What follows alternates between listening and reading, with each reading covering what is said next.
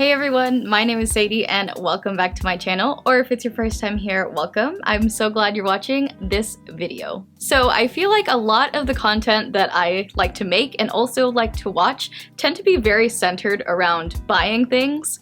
I love to buy and try and recommend to you some of my favorite beauty products, and I also love watching videos like that too. I am the kind of person who likes to splurge on certain things. At the same time, I am an adult with rent to pay for, with groceries to pay for, with public transportation fees to pay for. So I like to prioritize saving and spending on things that I think are worth it. And of course, everyone has a totally different idea on what is worth it to them. For example, I'm not a person that likes to go to workout or exercise classes, like spin classes or things like that. I'm not a kind of person who gravitates towards that, but I know those classes can be really worth it for a lot of people because they're super motivating, and it's nice to have a person there leading you through the workout so you really know what to do. And of course, things that I like to splurge on sometimes, like really expensive moisturizers. You might think that it's really crazy to spend that much on that. Life is all about balance, and I think of that when it comes to spending too. Think about the things that are going to be personally very worth it to you and spend your money on that, and save on things that you feel like you can save on. But today, the things that I'll be talking about are just, for me personally, too expensive for what they are, or I simply can't justify the price of that thing to myself. Not to say that these are bad things to spend money on or that you should never spend your money on these things. But for my life personally and my experiences, these things are just not worth the money. So without further ado, let's get into these expensive things that I refuse to spend my money on. The first thing I wanted to talk about is overly expensive activewear. And I know the phrase overly expensive is vague because I definitely still do like to buy what most people would consider is higher end activewear. But there is one brand that I just kind of think of as synonymous with activewear or athleisure wear, and that of course is Lululemon. Lululemon leggings can run you anywhere from $90 to $120, and their bras are usually in like the $40 to $60 range. I think of Lululemons as very basic activewear. They have usually not very many patterns. They're mostly about plain colors, and their designs are nothing spectacularly unique. And considering just how basic most of their clothing is, I personally can't justify the price of paying for any Lululemon piece. I do think that good activewear that is functional for you and is durable for you based on what kind of workouts you like can definitely be worth it. And I am also the kind of person that likes to have cute activewear because I find that really motivating and excites me to do any sort of workout. But brands like Lululemon that are really basic focused, that don't have innovational designs or patterns or colors or anything, I could not justify a price tag that is over or near $100. I know I haven't talked about activewear in a while, but I do have a couple of videos on my channel talking about and reviewing some of my favorite activewear pieces, but you'll never hear me talking about Lululemon or really any other brand that has leggings that are more expensive than $100. The next thing I wanted to talk about is candles. So I, first of all, will say I'm not the biggest candle person in general. I know many people love burning candles every day, sometimes more than one in different parts of their house, but I am not really that kind of person. I will light a candle every once in a while, but I'm not really using candles that much. So usually when it comes to a candle, I'll buy one from like the $10 to $15 range. Candles can be very nice gifts that I'll say, so if it's a candle that I'm buying as a gift, sometimes I'll spend a little more for a nicer candle, but a really expensive candle is definitely something that I could never justify, even in the price range of like $30 to $40, which can be pretty standard on places like Sephora, or even like the Bath and Body Works candles, which are very popular and that a lot of people love. I think the 3-wick candles from Bath and Body Works are like $25. That's already getting pretty expensive for me. But there's even more outrageous ones. I know Diptyque is this very fancy candle brand, and I think their candles can be up to $70. Especially at that price range, I just can't get past the fact that a candle is something that you're going to burn and that is not going to last forever and that will just eventually all be evaporated away, or however candles go into the air. I know in some cases with candles, the price can justify the quality when it comes to a specific type of scent you're looking for, or the throw of the candle, or the burn time of the candle. But since I'm not really using candles anyways, and I'm just not a big candle person to begin with, I could never justify a super expensive candle. The next thing on my list is facial cleansing tools. I will say that when I was a teenager who was really struggling with their acne and did not go to the dermatologist but was looking for some sort of fix myself, I did previously own a Clarisonic,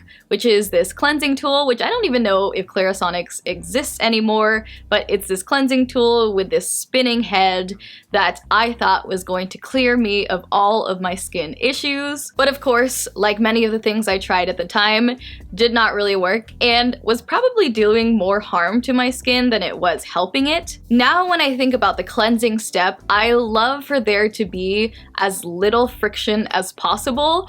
I like for it to be a very smooth, a very soothing experience, and any sort of tool you incorporate, whether it be something with a brush head or even something with a silicone head, I feel like is just adding unnecessary friction to that cleansing process. And for me, having too much friction in the cleansing step can lead to irritation, can lead to being overly drying for the skin. So I love to go for a very soothing, a very kind to the skin, gentle approach when it comes to cleansing. And with the facial cleansing tools that they do still sell on Sephora, I am surprised at how expensive they are for what they really are, which is just like this rubber vibrating tool. Based on my experience, I really had no benefit at all from incorporating a facial cleansing tool, and I think your hands are all the tools that you need when it comes to cleansing your face, so definitely not worth the money for me. Next thing I wanted to mention is luxury branded or high-end cookware. Now, this is definitely something that I have looked into purchasing in the past. A couple of brands come to mind, but really one pan is what sticks out in my mind, and that one is the Always pan, I think by a brand called Our Place. I feel like this pan is something that I've seen so many places, from Instagram or TikTok cooking videos to home design videos, and I totally understand why so many people are drawn to it. The branding and the design and the colors of these pans are just super eye-catching and super aesthetic, and I feel like the kitchen is a place where you tend to not have the prettiest things, but really you're usually buying things out of utility. So seeing this beautifully colored, nicely designed aesthetic pan, also which comes in my favorite color of pink, is very attractive to the eye. I mean, I am a person that has a series all about buying things just because they're pink, but this pan, even though it is beautiful and it is pink, is just not something I ever see myself buying for a couple of reasons. Of course, the price. One pan for $145 is crazy to me, and I think that price is something anybody would consider high-end when it comes to cookware. There are so many more affordable options when it comes to things you cook in, and personally I love to go to places like Ross or TJ Maxx or Marshalls and look through their cookware sections. I feel like you can find really good deals there sometimes. This Always pan is very much branded as the one cooking tool that you can do everything in, that you can cook sauces in, that you can saute in, that you can make soups in. And for me, looking at the shape of the pan, I could really only imagine sauteing in this pan. This pan is also a ceramic pan, and my experience when it comes to cooking on ceramic is that it can be very finicky. First of all, cooking on a ceramic coated thing, you never want it to be super hot because that will make things stick super badly. Even though it claims that it is a ceramic non-stick surface, things will stick to it if you cook on it too hot. And with it being a pan mostly for sauteing, I usually like to saute things on a higher heat, so I won't usually turn to ceramic for sauteing. And the non-stickiness of the ceramic coating will eventually wear over time. And it's just something that I feel like you'd have to be so delicate with to maintain that coating and also maintaining the paint and the color on the outside of it. And I'm not sure about you, but for me, when it comes to cooking, I'm not the fanciest chef in the world, but I do cook the majority of my meals. And when it comes to the tools that I cook with, I don't want them to be very delicate. Like, I just want them to get the job done. I don't want to have to be super careful with what I'm cooking with, just because there's a lot of heat involved, there's a lot of friction involved, and I just want something that's going to be durable and do the job that it's supposed to. And if that means that my pans and my cookware are not going to be display ready beautiful, that's fine with me. I feel like this also applies to very expensive Dutch ovens, but that's also something you can find way cheaper alternatives to. I think my Lodge one is somewhere around $50, which for the versatility of a Dutch oven and how long lasting they can be, I think that's totally worth it. But $150 to $200 for one piece of cookware, not worth it for me. This last one I wanted to mention is the Dyson Airwrap. And I feel like this was the gift of the past holiday season. I feel like I saw many people on TikTok getting this gift, or people who didn't get this as a gift memeing the fact that they couldn't afford it or didn't want to buy it. Even now, in the middle of the year, it's still really hard to get your hand on one of these hair tools. So because I saw so many people buying it and saw that it was sold out so many places, I was curious how expensive this thing really was, and I cannot tell you how shocked I was to find out that this hair tool is $600.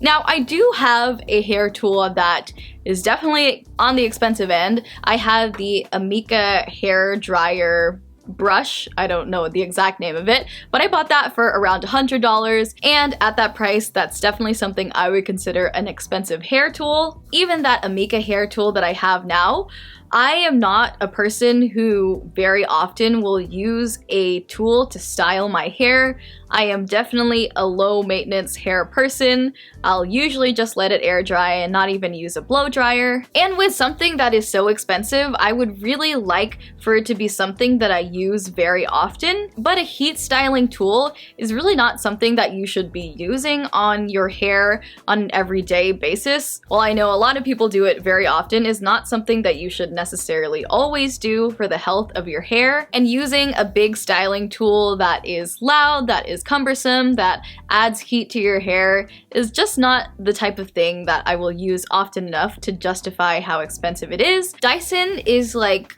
the yassification of house tools that you don't think should be that expensive, but their branding somehow justifies it being that expensive. Although I will say I do have a friend with a Dyson cordless vacuum, and I could see that being worth it. Alright, and that completes this video of expensive things that I refuse to spend my money on. Not to say that you're a bad person who's bad with money if you buy any of these things. I know this is a different type of video. It might not be for everyone, but personally, I have become a huge fan of the financial diet. I feel like talking about finances and money can be a very male-dominated space, or can be like a very minimalism-dominated space. And like I said, I'm a person who does like to splurge on certain things and does not always default to the cheapest option for everything. It is all about balance. It's all deciding what is best for you based on your budget. All of that to say, thank you so much for watching this video. I hope you enjoyed it. Leave a like or a comment down below if you feel so inclined. It would really help me out. If you haven't already, hit subscribe to stick around. I would so appreciate if you did. And until the next video, I will see you all then. Bye!